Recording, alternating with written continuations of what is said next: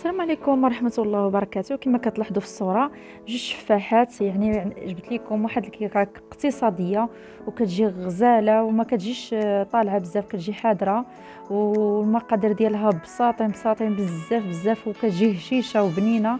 تبعوا معايا الفيديو. كما كتلاحظوا هنايا درت جوج بيضات، درت واحد الساشية ديال الفاني، وعاونتني بنتي الصغيرة كتعجبها تصوب هي الكيكة بيديها، وكنت انا معاها يعني وتعاوننا انا وياها وصوبنا هذه الكيكه. تنتمنى تنال الاعجاب ديالكم.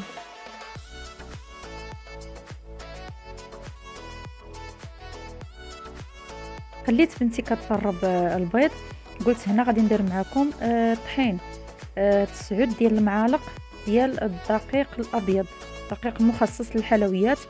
درت 9 ديال المعلقات، خويت عليهم جوج شاصيات ديال جوج شاصيات ديال الخمارات درتهم حتى هما باش غربلتهم مع الطحين وصافي. نكملوا المقادير.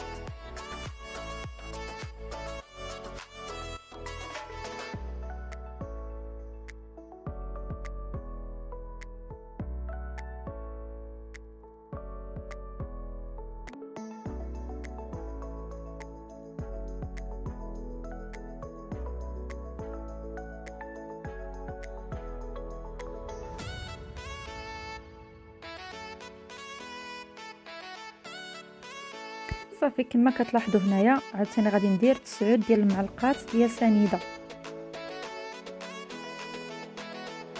صافي هنا بنتي غادي دير ليا 9 ديال المعلقات ديال سنيده، وانا غادي نتبع معها بالطراب.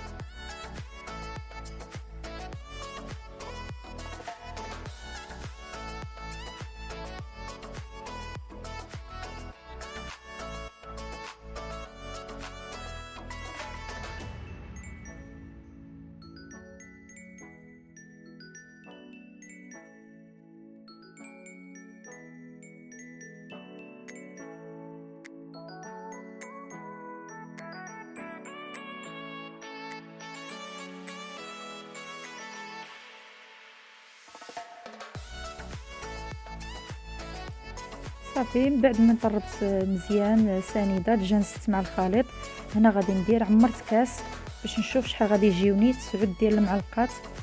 هانتوما غادي تلاحظوا في الاخر درنا 9 المعلقات ديال سنيده وديال الطحين. ودابا كنديروا ديال الزيت، غادي يبقى غير واحد شويه في الكاس ديال العنبه، غيبقى فيه غير واحد شويه في الاخر كما كتلاحظوا هنايا. يعني قلت علاش لا نوريكم يعني 9 المعلقات شحال كيجيو.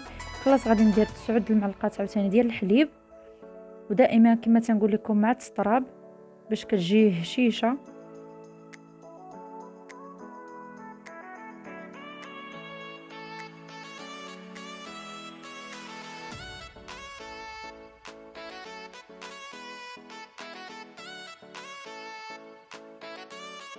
صافي هنا نبقاو نضيفو شويه بشويه طحين، نبقى نضيفو شويه بشويه ومع التطراب.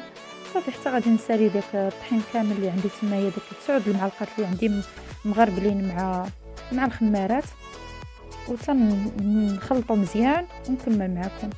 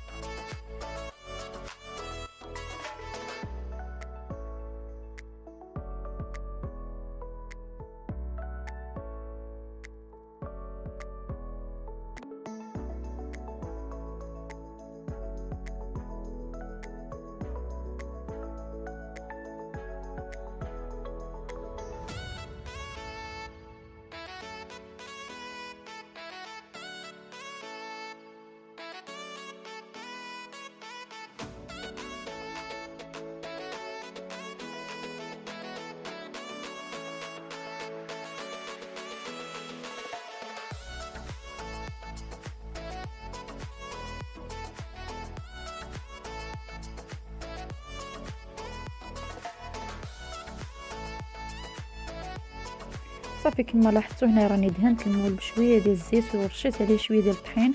صافي خويت فيه الخليط، كنت نقيت داك 2 تفاحات قطعتهم رقاقين. صافي هنا غادي نستفهم، يعني كل واحد يستفهم كما بغى عشوائيا مستفين. المهم هي الفكره كما كتلاحظوا. صافي هنا استفتهم كاملين.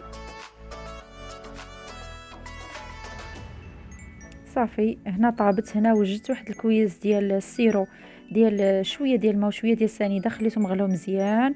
وغادي من بعد من بردات شي شويه الكيكه ديالنا. صافي غادي ندهن ديك الكيكه ديالنا، ندهنها مزيان من الفوق ونخليها تيدخل فيها مزيان ديك السيرو باش التفاح ما يجيناش حامض. والصراحه كتجي كيكه غزاله.